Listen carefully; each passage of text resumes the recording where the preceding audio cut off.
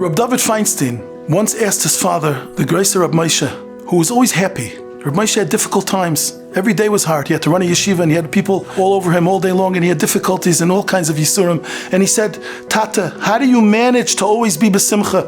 And his father answered, how can I not be besimcha if the Eibishter desires the avodah of Moshe Feinstein? The quintessential honor of Reb Moshe looked at himself, who am I? Simple Moshe Feinstein, and I was chosen to give nachas ruach to the Eibishter. How can I not be besimcha when the Eibishter chose me for that? Realizing how valuable we are to Hashem requires constant work, and always we have to think about it. It's the strongest weapon we have against the Yetzer Hara. The Yetzer Hara is always enticing us and always making us think. Your actions don't really matter. You're just a small speck in the vast universe. You're insignificant. There's a Ger Tzedek, Rabbi Avram Goldstein, who speaks all over the world. He says over a story, he came from Puerto Rico and he wound up somehow in Williamsburg and he became a Satmar Chassid and raised a Chassidish family. One of his friends who had a child who was struggling with Yiddishkeit, he was a 14-year-old boy, a 14-year-old Yoeli. The friend turned to Rabbi Avram and he said, you've been on the other side. Maybe you could be mashpia, you could influence my son and speak to him. Rabbi Avram tried to speak to the boy and he saw that the boy was totally impossible to talk to. He was angry, antagonistic. He didn't know how to reach him. And he davened to Hashem for siyata d'shmaya and he had an idea. Rabbi Avram Goldstein is a musician and there's a store, a sales and repair shop, a huge one, that he would go there for all his musical instruments. He figured, let me try to bring this boy there, this Yoeli. The name of the man was John. John was a religious Catholic and Avram would always talk to him about the Bible and religious things.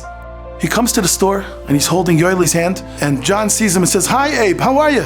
He says, yeah, let me introduce you to my Yoeli, my friend. He's a Levite, a Levi. John looks and says, a Levite? A real honest to goodness Levite? I can't believe it. He quickly calls into the intercom to all of the employees. He says, all employees come down to the lobby immediately. All 70 of his employees come from all the rooms all along the huge building from the repairs that they're doing on guitars and clarinets, and they come running, they come down to the lobby. And he says, guys, a Levite, this boy is an honest to goodness Levite. I'd like you all to get a blessing from him.